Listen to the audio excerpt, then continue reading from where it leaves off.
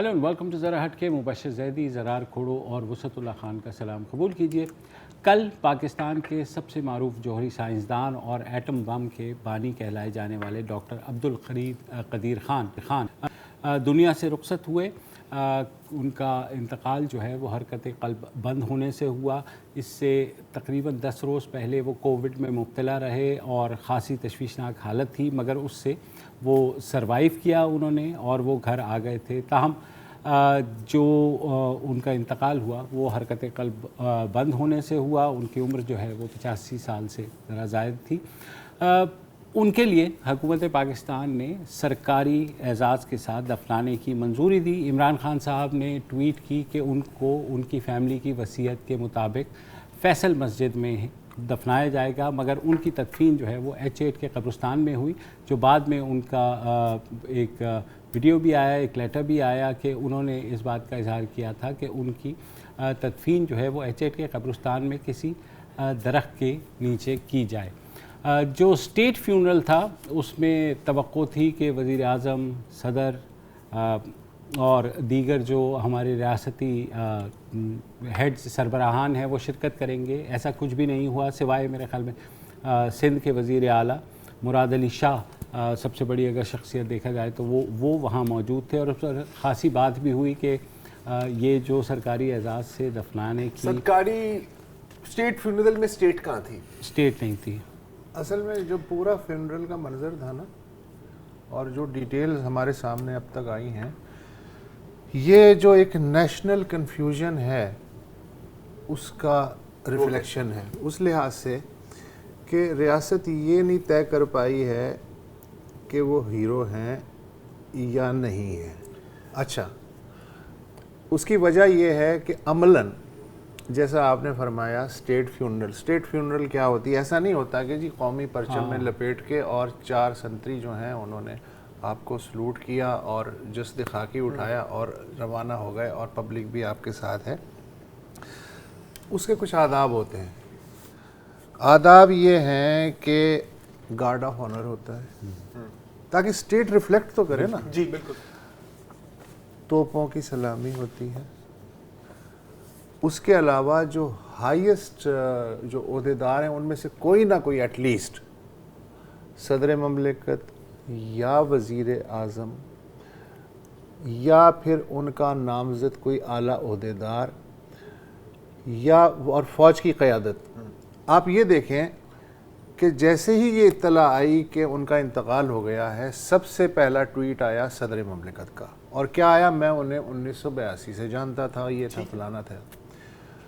Prime minister ने अजीम कौमी नुकसान का ट्वीट जो है वो किया और ये भी हुक्म दिया गया कि कौमी परचम सरनगू रहेगा। लेकिन प्राइम मिनिस्टर की जो अजीब पैटर्न है कि अगर आप देखें प्राइम मिनिस्टर बनने से पहले भी मैंने तो कम से कम उन्हें किसी जनाजे में नहीं देखा, हत्ता कि ये तो क्लियर उनके करीबी जो नईमुल हक साहब थे उनसे लेके आज तक मैंने कहीं नहीं देखा।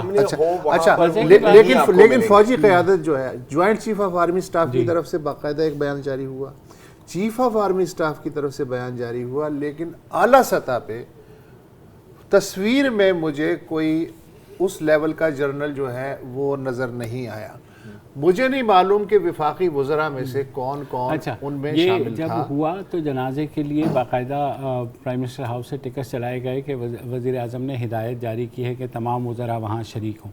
अब उससे थोड़ा सा लोगों को अंदाज़ा हुआ कि शायद वज़ीर आज़म वहाँ नहीं जाएंगे, जो उनका वो है वो तो पक्का ही था। हाँ, लेकिन जब जाहिर है वज़ीर आज़म नहीं गए तो वज़रा को आप क्यों कैसे कह सकते हैं कि जनाब आपने जाना? आपको शायद याद हो अब्दुल सत्तार ईदी को स्टेट फ्यूनरल दिया। जी बिल्कुल, वो वाकई याद है वाकई था। स्टेडियम के अंदर फौज की नुमाइंदगी थी, आला सतह पे जो है हुकूमत की नुमाइंदगी थी। लग रहा था कि स्टेट फ्यूनरल है जिस तरीके से। अच्छा, अगर ये और ये जो है ये स्टिकर की हद तक था। देखें स्टिकर, ये तो जो स्टेट फ्यूनरल का नोटिफिकेशन इशू हुआ है उसमें साफ लिखा हुआ है नीचे कि भाई ये वज़ीर आज़म हाउस को भी गया है, सदर प्रेसिडेंसी भी गया है, ये GHQ भी गया है, ये DGISI को भी गया है, ये DGIB को भी गया है। मतलब जो जितने एग्जेक्टिव हेड्स हैं सबको جو بھی ان کی ریزنز ہیں, جو بھی ان کی وجوہات ہیں, ان کی کوئی اہمیت نہیں, کیونکہ یہ ڈیزرو کرتے تھے بالکل فل اسٹیٹ فیونرل. اچھا, پاکستانی نیوکلیئر پروگرام اور جو امریکن نیوکلیئر پروگرام دونوں ایک خط سے شروع ہوتے ہیں. 1939 میں البرٹ آئنسٹائن خط لکھتے ہیں فرینکلن ڈیلانو روزویلٹ کو, پریزیڈنٹ کو, کہ سر ہمیں یہ اس پر ریسرچ کرنی ہے. 1974 میں ڈاکٹر اے کیو خان خط لکھتے ہیں وزیر اعظم ذوالفقار علی بھٹو کو. لیکن شروع کہاں سے ہوتے ہیں؟ 17 سال کی عمر میں ڈی جے سائنس کالج میں ایڈمیشن لی, ٹھیک ہے, مختصر بتاؤں گا. وہاں سے بی ایس ارن کیا کراچی یونیورسٹی, ٹھیک ہے. وہاں پر 3 سال رہنے کے بعد پھر چلے گئے یورپ, پہلے ویسٹ برلن, پھر برسلز, پھر ہالینڈ, ٹھیک ہے, پھر بالآخر بیلجیم میں پی ایچ ڈی کیا ان کاپر میٹلرجی. یہ نیوکلیئر سائنٹسٹ نہیں تھے, لوگ ہمیشہ کہ نیوکلیئر سائنٹسٹ کہتے ہیں, میٹلرجسٹ تھے. اچھا, میٹلرجسٹ کہ نیوکلیئر ویپنز کے ساتھ کیا کنیکشن ہے وہ بھی ابھی کلیئر ہوتا ہے. اچھا, اس کے دوران اچھا بالکل اب نارمل چل رہا تھا یہ. اگر کچھ 1971 کی جنگ اگر نہ ہوتی فار ایگزامپل, تو شاید یہ ہمیشہ وہاں ہی رہتے یورپ میں. 1971 ہوئی, فال آف ڈھاکہ ہوا, آپ نے دیکھا کہ یار کنونشنلی ایسٹرن ونگ آپ نہیں ڈیفینڈ کر سکتے, خطرہ ہے. 3 سال بعد کیا ہوتا ہے؟ Smiling Buddha, Indian nuclear test. اس کے بعد یہ خط لکھتے ہیں ٹو ذوالفقار علی بھٹو. اچھا جی, اچھا ایک خط نہیں لکھا گیا. پہلا خط تو یار جیسے روٹین میں وزیر اعظم کے پاس آتے ہیں نا کہ سر میرے پاس ایک نسخہ ہے کہ 1 مہینے میں پوری پاکستان کی معیشت کو صحیح کر سکتا ہوں, وہ کہتے ہیں یار کوئی پاگل ہے, وہ پھینک دیا. دوسرے خط میں اس نے باقاعدہ پھر ڈیٹیلز دی کہ جی میں ادھر ہوں, اور اس وقت تک انہوں نے ایک جاب لے لیا تھا ایک یہ ڈچ کمپنی یورینکو کے ساتھ وہ کام کر رہے تھے, اور وہاں پر وہ گیس سینٹریفیوجز بنا رہے تھے. اچھا, گیس سینٹریفیوجز میں نیوکلیئر یورینیم کو انرچ کیا جاتا ہے, اور یہ ایک نیا ڈیزائن تھا. اب ان کے پاس یہ بلو پرنٹس کہاں سے آئے؟ کیونکہ ان کا کام تھا ٹرانسلیشن کرنا. نے دیکھا, اس نے سوچا, اس نے کہا کہ یار یہ کوئی بڑی امپورٹنٹ چیز میرے سامنے آ گئی ہے, تو وہ کاپیز بنانے لگ گئے. وہاں پر پھر کاپیز وغیرہ کے ساتھ پھر ایک خط لکھی اگین 17 سپٹمبر 1974 کو. اچھا, اس بار ڈائریکٹ نہیں بھیجا, جو پاکستانی سفیر تھے ہالینڈ میں ان کو دیا, ٹھیک ہے. اچھا, اب اس وقت پاکستان میں جو سوچ تھی انڈر ڈاکٹر منیر احمد صاحب خان کہ پلوٹونیم کا بم, ایٹامک انرجی کمیشن کے چیئرمین, جی, کہ پلوٹونیم کا بم بنایا جائے, اس میں زیادہ کامیابی نہیں حاصل ہو رہی تھی. اے کیو خان کا کہنا تھا کہ نہیں سر, آپ نے بنانا ہے تو یورینیم کا بم بنانا ہے. اچھا, ہسٹری میں لکھا گیا ہے کہ ذوالفقار علی بھٹو صاحب نے یہ خط پڑھا, اس نے کہا دا مین میکس سینس, ٹھیک ہے. وہاں سے پھر انٹیلیجنس ایجنسیز کو ٹاسک دی گئی کہ یار اس کا تھوڑا پتہ شتہ کراؤ, کون ہے, کہاں سے آیا. انہوں نے کہا کہ سر بندہ لیجیٹیمیٹ ہے, بندہ کلیئر ہے. پھر اس کو فلائی کیا گیا اسلام آباد, ٹھیک ہے, اور وہاں پر وہ لے آئے ڈیزائنز اینڈ ایوری تھنگ, وہ دکھائے. ان کو ٹاسک کیا گیا کہ سر آپ واپس جائیں, آپ اپنا کام جاری رکھیں, and the rest they say is از ہسٹری. 3 briefcase photocopy documents کے وہ لائے. پھر ایونچولی بنتا ہے KRL and so on and so forth. End میں چائنا نے بھی آپ کی ہیلپ کی وار ہیڈ ٹیسٹنگ میں, جو ہاٹ ٹیسٹ تھا, کولڈ ٹیسٹ تو ہو گیا تھا. اچھا, اب اگر آپ دیکھیں ساری انٹرنیشنل میڈیا کی کوریج, نیوکلیئر اسپیوناج, نیوکلیئر پرولیفریٹر, بالکل سر اسپیوناج کیا تھا. ان پہ سب سے بڑا چارج یہی ہے کہ یہ انہوں نے جوہری پھیلاؤ میں اہم کردار عالمی سطح پہ, اور امریکن CIA اور MI6 کے جو افسر ہیں وہ آف دا ریکارڈ کہتے تھے کہ یہ اسامہ بن لادن کے برابر خطرناک آدمی ہے. بالکل. وقفہ لے لیں کہ یہ کیا یہ جائز تھا یا ناجائز تھا ان کا اس طرح سے نیوکلیئر پرولیفریشن میں حصہ لینا, اس پہ بات کریں گے.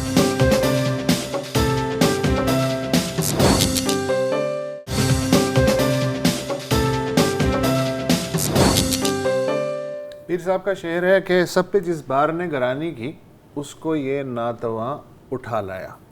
ڈاکٹر قدیر پہ 2 بنیادی چارجز لگتے ہیں. ایک تو یہ کہ انہوں نے ظاہر ہے کہ پاکستان کا نیوکلیئر پروگرام ہے اس میں مرکزی کردار ادا کیا, لیکن یہ چوری کی ڈرائنگز اور چوری کے فاضل پرزے جو ہیں ان کی مدد سے یہ شروع کیا گیا, اس لیے کہ لیگلی پاکستان کے پاس کوئی راستہ نہیں تھا کہ اس طرح کی ٹیکنالوجی حاصل کر سکے. نمبر 1.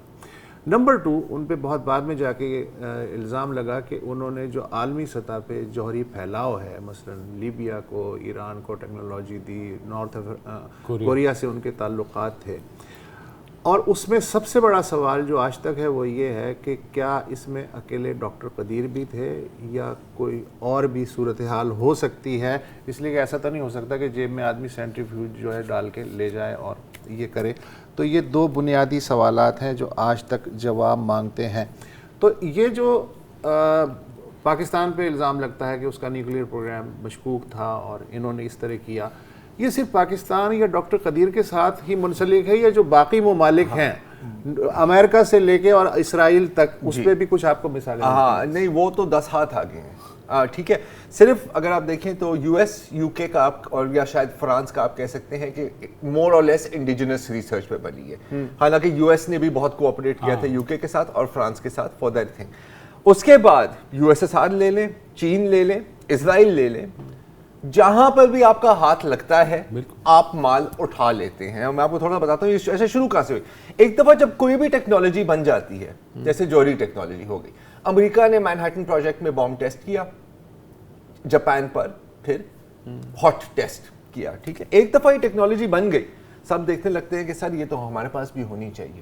تو یو ایس ایس آر کیا کرتا ہے؟ یو ایس ایس آر کے پاس ایک ننا منا سا نیوکلیئر پروگرام تھا، اور وہ بھی زیادہ تر جو جرمنی کے سائنٹسٹ انہوں نے لیے تھے. ایک دوڑ پڑ گئی تھی نا ورلڈ وار 2 کے بعد کہ آپریشن پیپر کلپ کیا یو ایس نے کہ جتنے سائنٹسٹ ہیں پکڑ کے یو ایس لے آؤ. یو کے نے بھی کچھ پکڑے اور روس نے باقی. ان کے جو نیوکلیئر بم کا اوپن ہائمر جو ان کا باپ کہلاتا ہے، جی وہ کون تھا؟ Well sympathetic to the U S S R, but وہ اپنی جگہ. یو ایس ایس آر نے کیا کیا کہ اس نے کہا کہ یار یہ دیکھیں ہم تو اگر خود بنانے کے چکر میں بیٹھ جائیں گے تو ہمیں تو دہائیاں لگ سکتی ہیں. آپ مینہٹن پروجیکٹ کے جو سائنٹسٹ ہیں نا ان کو پکڑے. تو ان کے ہاتھ کون آیا؟ Karl Fuchs. Karl Fuchs German پیدا ہوا تھا جرمنی میں. وہاں پر 1932 میں وہ کمیونسٹ پارٹی کا ممبر بن گیا. وہاں سے جب ہٹلر آیا پاور میں، کیونکہ وہ کمیونسٹ تھا اس کو بھاگنا پڑا، وہ گیا یو کے سے وہ شفٹ ہوا یو ایس. ٹھیک ہے، اور وہاں پر اس نے پھر یہ نیوکلیئر سائنس پر کام کیا، یہ وہ. لیکن جو یو ایس کو نہیں پتا تھا کہ دل میں تو وہ بندہ کمیونسٹ ہی تھا.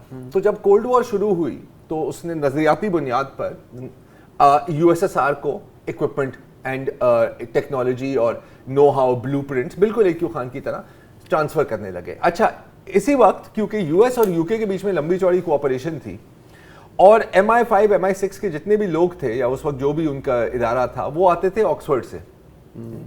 آکسفورڈ میں پوری KGB پھیلی ہوئی تھی. تو ان کو پتہ ہی نہیں تھا کہ اس سے پہلے کہ یو کے نے ان کو ریکروٹ کیا، سوویت یونین نے پہلے سے ان کو ریکروٹ کر کے رکھا ہوا تھا. چنانچہ جو بھی انفارمیشن آتی تھی یو ایس سے وہ چلی جاتی تھی U S S R. That is how U S S R built its bomb. سب سے جو مزیدار سٹوری ہے وہ آتی ہے اسرائیل کی. اچھا، اسرائیل میں اگین لمبی چوڑی ان لوگوں نے ریسرچ تو کی ہے اپنی بھی، لیکن ایک جو مرکزی کردار تھا ان کے اسپائی نیٹ ورک میں، آپ شاید سن کر حیران ہوں گے، ان کا نام ہے آرنون ملچن. ٹھیک ہے، اور جو فلموں کا شوق رکھتے ہیں ان کو اس کا یہ نام شاید پتا ہو، کیونکہ یہ ہالی ووڈ کے ایک بلینئر پروڈیوسر ہیں. آپ نے پریٹی وومن دیکھی ہے؟ رچرڈ گیئر، جولیا رابرٹس، یہ اس فلم کے پروڈیوسر ہیں. ہر ہالی ووڈ کے ٹاپ سٹار کو جانتے ہیں. یہ دیکھو لیونارڈو ڈیکاپریو کے ساتھ گھوم رہے ہیں. And at the same time he was a nuclear spy for Israel. ٹھیک ہے، اور یہ کیونکہ اسرائیل ان کا لاڈلا تھا تو زیادہ کوئی اس کے ساتھ پوچھ تاچھ تو ہوتی نہیں تھی.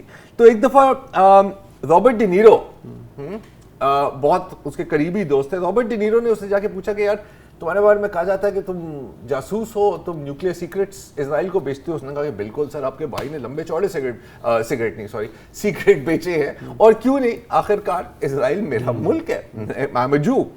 اچھا، انٹرسٹنگ بات کیا ہے کہ کس طرح ان لوگوں نے کی. ایک کنیکشن ہے بٹوین AQ خان اینڈ آرنن، اور وہ کیا ہے کہ ایک دن آرنن نے اپنے گھر پہ بلایا ایک جرمن بزنس مین کو. ٹھیک ہے، اور اس کو تھوڑی سی رشوت دی. اس نے کہا کہ یار یہ جو تمہارے بلو پرنٹس ہیں نا، یہ ذرا تم اگر کچن ٹیبل پر ایسے ہی غلطی سے چھوڑ کے چلے جاؤ اور پھر تھوڑی دیر کے لیے تم باتھ روم چلے جاؤ. اس نے ایسے ہی کیا، اس نے ساری تصویریں لے لی. وہ جو سینٹریفیوجز تھے وہ بھی یورینکو کے تھے. تو پہلے اس نے چوری کیے، پھر پاکستان، یعنی اسرائیل بھی گئے وہ تصویریں، اور پاکستان بھی آئی. Thank you so much. 13 April 2012. Doctor صاحب تھوڑی بہت شاعری بھی کرتے تھے. ایک شعر ان کا سوشل میڈیا پہ گھوم رہا ہے. گزر تو خیر گئی ہے تیری حیات قدیر، ستم ظریف مگر کوفیوں میں گزری ہے. یہ وقفہ لے لیں.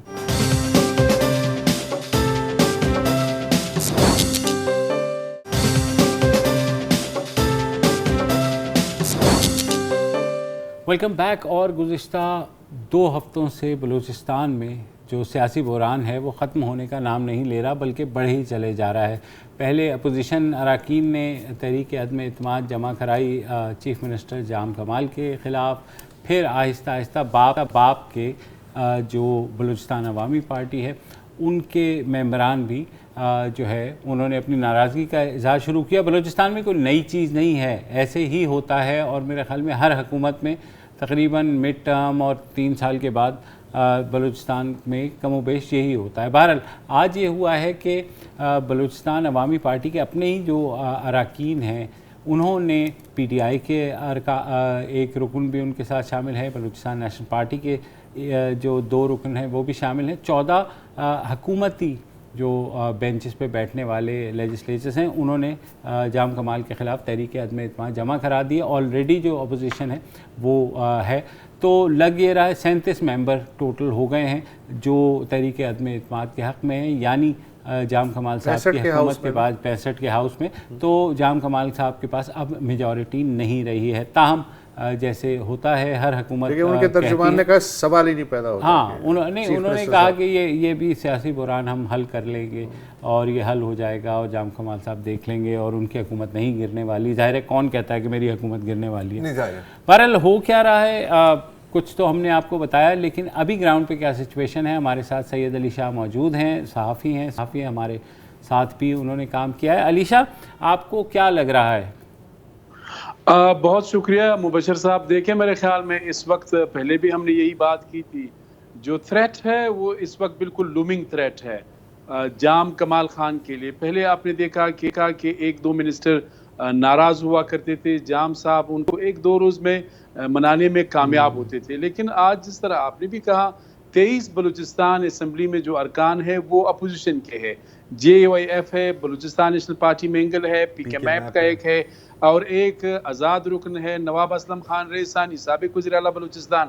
ان کی تعداد 23 بن رہی. اسی طرح آج جو ہم نے سگنیچرز دیکھے، یہ جو عدم اعتماد کی تحریک تھی 14 ارکان کے اس پر دستخط تھے.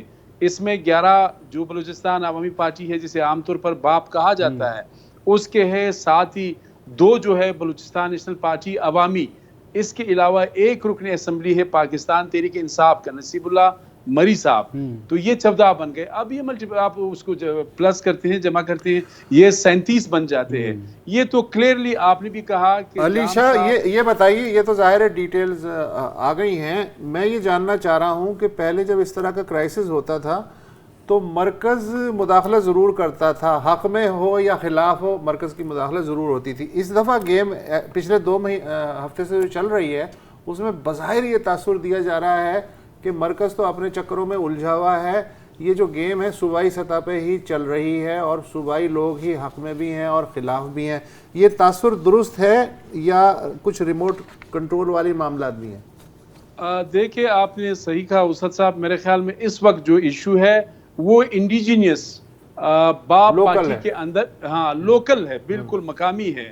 وفاقی حکومت تو ظاہر ہے آپ کو پتہ ہے مہنگائی کی صورتحال ہے، ڈالر کا ریٹ ہے، پیٹرول کی قیمتیں ہیں، اور بھی بہت ساری چیزیں اور بھی بہت ساری چیزیں آپ کو پتہ ہیں. لیکن میں آپ کو یہ بتا دوں بلوچستان میں جو صورتحال ہے وہ ایسا ہے کہ آج کے اس نو کانفیڈنس موشن کے بعد جام صاحب کی میجورٹی جو ہے وہ ختم ہو گئی ہے. اب ایک صورت ہے، دیکھیں آئینی طور پر گورنر بلوچستان یہ باؤنڈ ہے کانسٹیٹیوشنلی کہ وہ 7 دن کے اندر اسمبلی کا اجلاس طلب کریں گے. وہ تو اسلام آباد پہنچ گئے لیکن ان کے پاس 7 دن تو ہے. اب جس طرح پہلے 16 ستمبر کو اپوزیشن نے جب نو کانفیڈنس موشن سبمٹ کیا تو گورنر ہاؤس سے یہ کہہ کر واپس کر دیا گیا کہ جی اس میں کوئی ٹیکنیکل ایشو ہے. اب ٹیکنیکل ایشو یہ پوائنٹ بھی نہیں کیا گیا پن پوائنٹ کہ جی وہ ٹیکنیکل ایشو وہ کیا تھا.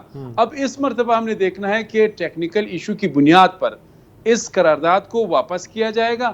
اگر قرارداد واپس ہوتا ہے تو اس کا مطلب یہ ہے کہ جام صاحب چیف منسٹر رہیں گے. یہ اگر ظاہر گورنر نے سی ایم سے کہا کہ آپ اس ایوان سے 65 کا ایوان ہے اس سے آپ اعتماد کا ووٹ لے، تو کلیئرلی اپوزیشن کے لوگ بھی تکے ہوئے ہیں.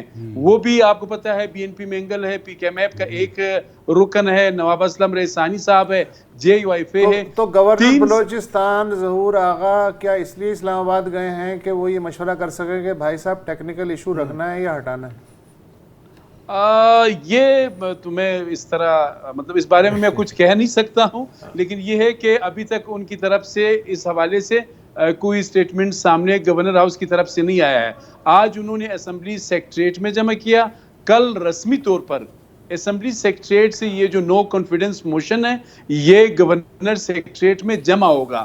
تو کل ہی ہمیں پتہ چلے گا یا پرسوں جو ہے کہ گورنر صاحب اس پہ کیا لکھتے ہیں. کہنے کا مقصد یہاں پر یہ ہے صورتحال ظاہر جام صاحب کی ہاتھ سے معجزے کی کتنی امید ہے؟ کیا چیز دوبارہ سیاسی معجزے کی کتنی امید ہے؟ چیزیں پلٹ جاتی ہے نا. دیکھیں میرے خیال میں سیاسی معجزہ اگر کام کرتا تو میرے خیال میں اسد صاحب یہ 6 اکتوبر سے پہلے کام کرتا. اب 6 اکتوبر سے پہلے یہ ہوا کہ جتنے ارکان ناراض تھے آج بھی وہی 11 ارکان ناراض ہے، وہی 14 ایک جگہ ہے. تو معجزہ اگر کام کرتا تو میرے خیال میں یہ 11 کی بجائے 8 ہو جاتے ہیں، 9 ہو جاتے ہیں. ابھی تک یہ سارے انٹیکٹ ہے. اب دیکھیں ایز اے پریشر ٹیکٹک پہلے تو انہوں نے پریس کانفرنس کی کہ جام صاحب آپ استعفیٰ دیں ورنہ ہم حتمی قدم اٹھانے کے لیے تیار ہیں. پھر کیا کیا؟ پھر میٹنگ کی، اس کے بعد جو وزراء صاحبان ہیں وہ آئے، انہوں نے استعفے گورنر صاحب کو پیش کیے. پھر کہا کہ جی ہم چونکہ جام صاحب کے ساتھ ہم کام نہیں کریں گے. وہ استعفے گورنر صاحب نے منظور کیے، لیکن جام صاحب نے پرسوں ہم نے دیکھا کہ یہاں پر جتنے بھی اتحادی ہے، جمہوری وطن پارٹی کے ہیں نوابزادہ گورام بگٹی، ساتھ ہی عوامی national party, Hazara democratic party, Tehreek Insaf اور اپنے جو 7 خوشحال ارکان ہیں وہ بھی ساتھ جمع تھے. 24 یا 25 جو ارکان تھے انہوں نے یکجہتی کا جام صاحب کے ساتھ سولیڈریٹی کا مظاہرہ کیا. تصویریں جو ہے سوشل میڈیا اور فارمل میڈیا پہ آئیں. لیکن کہنے کا مقصد یہ کہ 24 اور 25 پہ سی ایم رہ نہیں سکتا. بلوچستان میں قائد ایوان کے انتخاب کے لیے آپ کو 33 ارکان کی ضرورت ہے. اب 33 نہیں 37 ایک جگہ جمع ہو گئے. میں نے ویسی اپوزیشن لیڈر سے میں نے آج ویسی پوچھا، میں نے کہا آپ کوئی پریس کانفرنس کریں گے، آپ رسمن یہ جو ناراض ارکان ہے اس نو کانفیڈنس موشن کو آپ سپورٹ کریں گے یا نہیں؟ تو اس نے ویسے ہی کہا کہ جی بالکل ہم تو سپورٹ کریں گے. اب پھر یہ بات ہے کہ 3 سال تک اپوزیشن کے جو ارکان تھے، آپ نے بلوچستان کی تاریخ میں پہلی مرتبہ دیکھا 14 دن تک اپوزیشن ارکان بلوچستان میں یہاں کوئٹہ شہر میں تھانے کے اندر رہے ہیں اور وہ مسلسل پریس کانفرنسز بھی کرتے رہے. 18 جون اس مرتبہ اس سال جب بجٹ پیش کیا جا رہا تھا، تھوڑا سا ریکیپ کر رہا ہوں آپ کے لیے ناظرین کے لیے، وہاں پہ آپ نے دیکھا ہاتھا پائی ہوئی بختر بند گاڑی جو ہے اپوزیشن نے یہ کہا، الزام لگایا، انہوں نے یہ دعویٰ کیا. اس سپاٹ پہ ہم تھوڑے سے قریب تھے لیکن ایگزیکٹلی میں نہیں دیکھ سکا کہ وہاں سے بختر بند گاڑی سے گیٹ مارا. گیٹ گرنے کے نتیجے میں 3 اپوزیشن کے ارکان جو ہے وہ زخمی ہوئے ہیں. تو میرے خیال میں اپوزیشن کے بھی بڑے جینوئن گریونسز ہیں. پی ایس ڈی پی کا مسئلہ ہے، ٹرانسفر پوسٹنگ کا مسئلہ ہے، تو اپوزیشن بھی تنگ ہے. اب ایک بات میں صرف کہہ رہا ہوں، اگر ان ارکان نے جنہوں نے آج اس نو کانفیڈنس موشن پہ دستخط کیے ہیں اگر یہ واپس لے لیتے ہیں اور کہتے ہیں کہ جی ہم چلیں گے تو ٹھیک ہے، ادروائز جام صاحب کے پاس اس وقت میجورٹی نہیں ہے. ٹھیک ہے، تھینک یو. بہت شکریہ. بالکل ٹیکنیکل ایشو ہے، لیکن بتائیں ایک آخری چیز ٹیکنیکل ایشو کے بارے میں. ٹیکنیکل ایشو آج کل بہت ہوتے ہیں، جیسے گھر میں ٹیکنیکل ایشو ہوتا ہے نا، آپ کسی کو نوٹیفیکیشن بھیج رہے ہو اور وہ سینڈ ہی نہیں ہو رہی تو آپ ٹیکنیکل سپورٹ کو کال کرتے ہو. کبھی کبھی ٹیکنیکل سپورٹ 3-4 گھنٹے آپ کو ہولڈ میں رکھتی ہے. ہو سکتا ہے جام صاحب کے ساتھ بھی ایسا ہو رہا ہے. گھبرا لیں وہ کہ نہیں؟ نہیں، میں خیال وقفہ ہی لے لیتا ہوں. چل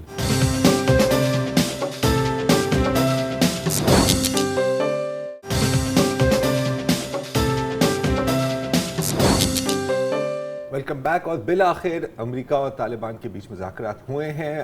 2 دن تک یہ بات چیت چلی دوحہ میں، ظاہر ہے جہاں پر دوحہ ڈیل بھی سائن ہوئی تھی. امریکہ کا کہنا ہے کہ بڑی فرینک اور پریکٹیکل قسم کی گفتگو ہوئی ہے اور طالبان نے بھی کہا ہے کہ بڑی پازیٹیو باتیں ہوئی ہیں، لیکن ظاہر ہے کوئی نتیجہ نہیں نکلا کیونکہ امریکہ फोकस करना चाह रहा है, जाहिर है सिक्योरिटी और टेररिज्म, वही जो पिछले 20 सालों से बात चल रही है, थोड़ा सा जिक्र ह्यूमन राइट्स और विमेंस राइट्स का भी किया। लेकिन तालिबान की जो कंसर्न्स हैं वो ये हैं कि सर जी जो तकरीबन 10 बिलियन डॉलर हमारा आपके यहाँ फंसा हुआ है उसको रिलीज करें ताकि हम मुल्क को चला सकें। और उसके बाद साथ साथ जाहिर है कि तालिबान की कोशिश है कि अमेरिका उनकी हुकूमत को ऑफिशियली तस्लीम करे।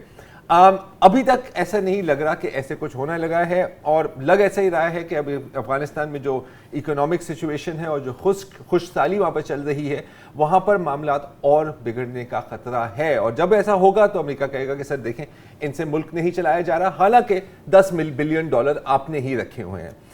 पैसे की बात हुई तो आपको याद होगा कि जब अशरफ गनी साहब जो एंड तक कह रहे थे कि सर मैं मरते दम तक अपनी क्लैशन लेंगे और तालिबान का मुकाबला करूंगा, जब वो फरार हुए तो कुछ इधर उधर से खबरें आई कि तकरीबन 100 से 170 मिलियन डॉलर लेकर फरार हुए। अब जाहिर है अशरफ गनी ने कहा कि सर ऐसी तो कोई बात नहीं है, मेरे पास तो मतलब उतने ही पैसे हैं जो मेरी जेब में थे, उधार पकड़ रहा हूँ यहाँ पर, यार फकीर बंदा हूँ मैं, आप कैसी बातें कर रहे हैं, मैं तो हेयर ट्रांसप्लांट के लिए भी पैसे नहीं है भाई के पास।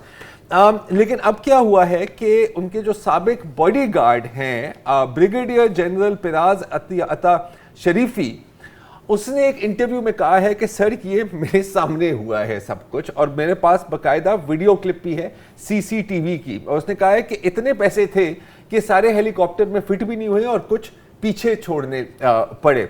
इंटरेस्टिंग बात जो इस इंटरव्यू में यही है कि इनका एक काम ये था कि जब सदर अशरफ गनी अपनी डिफेंस मिनिस्ट्री पहुंचते थे, इसकी ड्यूटी लगाई थी कि यार हर एक बंदे से बंदूकें लेके ना साइड पर रख दो कि कोई गलती से अशरफ गनी को गोली ना मार दे।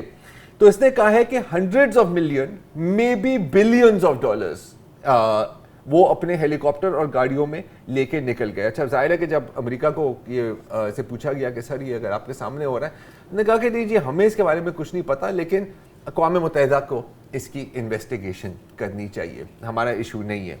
अच्छा इसके साथ साथ एक और ख़बर ये भी आई है कि दाऊद वर्दक जो साबिक मिनिस्टर ऑफ डिफेंस अब्दुल रहीम वर्दक के साहबजादे हैं, उन्होंने दूसरी मैंशन खरीदी है अमेरिका में। अच्छा पहले उनके पास एक नन्ही मुन्नी सी मैंशन थी मायामी बीच पे 5.2 मिलियन की, मतलब कुछ नहीं है। और बिल्कुल उन्होंने भी यही सोचा कि यार मुझ जैसा बंदा और 2 कमरे की मतलब अपार्टमेंट में रहे अच्छा नहीं लगता, तो अब उसने एक 21 मिलियन डॉलर की मैंशन खरीदी है और बिल्कुल छोटा सा घर है, सिर्फ 9000 स्क्वायर फुट का। बहरहाल लोग ये भी पूछ रहे हैं कि सर आपके पास कितनी मनी लगे, वो कहता है कि सर मैं बिजनेस करता हूँ, कौन सा बिजनेस करता हूँ तकरीबन किसी को नहीं पता।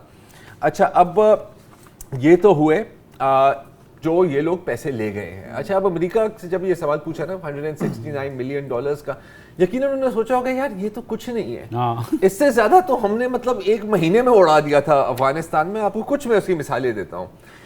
एक पावर प्लांट 2007 में कमीशन किया अफगानिस्तान में, क्योंकि अफगानिस्तान की बिजली आती है उज्बेकिस्तान से। उन्होंने कहा कि यार अगर तार कट गई, सप्लाई खराब हो गई तो हम क्या करेंगे, तो उन्होंने कहा कि एक काबुल के लिए ना एक बैकअप जनरेटर होना चाहिए, जिसका नाम रखा ताराखेल पावर प्लांट। उस पर 335 मिलियन डॉलर खर्चे गए, बड़ा मॉडर्न था और डीजल पे चलता था। अब मसला उनको ये पड़ा कि यार ये डीजल आएगा कहाँ से जितना इसको चलाने के लिए है, तो ऑपरेटिंग कॉस्ट हर साल का सिर्फ फ्यूल का 250 मिलियन डॉलर का था, और वो जो प्लांट है वो कभी 2% कैपेसिटी से ऊपर चला ही नहीं। और ये पहली हुकूमत है तालिबान की जो इस वक्त अक़वाम मुत्तहिदा से उसने दरख्वास्त की है कि 91 मिलियन डॉलर यार उधार दे दो हमारे पैसे में से, ताकि हम उज़्बेकिस्तान को बिजली का बिल अदा कर सकें, किसी भी दिन कट सकती है। नहीं गेम यही है, 10 बिलियन वो अपने पास रखेंगे, फिर इकोनॉमी कोलैप्स करेगी और कहेंगे सर देखें हमने तो कहा था कि इनसे मुल्क नहीं चलाया। सिंपल। आज के लिए इतना ही जी, इजाज़त दीजिए, खुदा। अस्सलाम वालेकुम। अगर आपको हमारे शो पसंद आया है तो प्लीज़ हमारे YouTube चैनल को सब्सक्राइब करें, और अगर मुनासिब समझे तो इस वीडियो को लाइक भी कर लें, तो कोई हर्ज नहीं है, और शेयर भी कर लें और कमेंट भी कर दें, वरना वो सब ऐसे ही लिखते रहेंगे। और ये जो दोनों कह रहे हैं ये कर लें जी प्लीज़, नहीं तो हमें भी घर जाना है, मैं आपके कंप्यूटर में नहीं रहना 24 घंटे। सही बात।